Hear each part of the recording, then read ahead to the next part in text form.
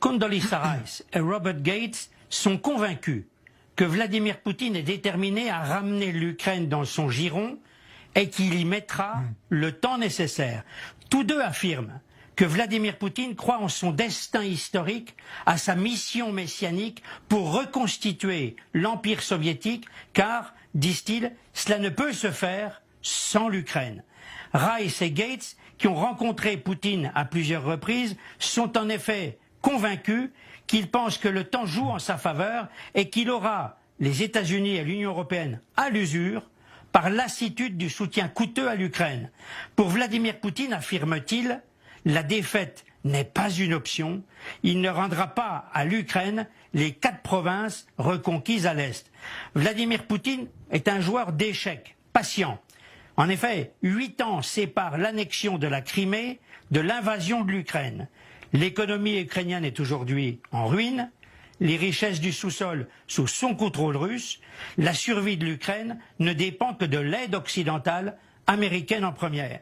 Dans les circonstances actuelles, écrivent Rice et Gates, tout cessez-le-feu négocié laisserait les Russes en position de force afin de poursuivre l'invasion et on ne peut accepter cela.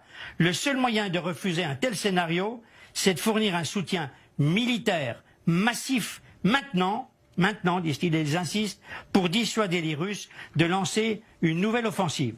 Ouais, ça veut dire qu'ils essaient un petit peu de tirer la sonnette d'alarme avant qu'il ne soit trop tard.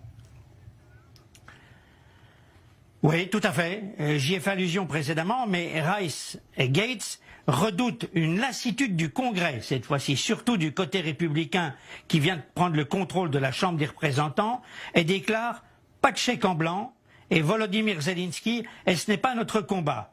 Rice et Gates nous rappellent qu'en 1914, en 1941, en 2001, il y a eu des agressions contre l'État de droit et contre l'ordre international qu'on ne peut ignorer. Et ils ajoutent, et ils insistent, il faut arrêter Vladimir Poutine maintenant, avec allusion au récent discours de Zelensky devant le Congrès américain, rappelant de celui de Churchill en 1941, donnez-nous les armes, on fera le reste.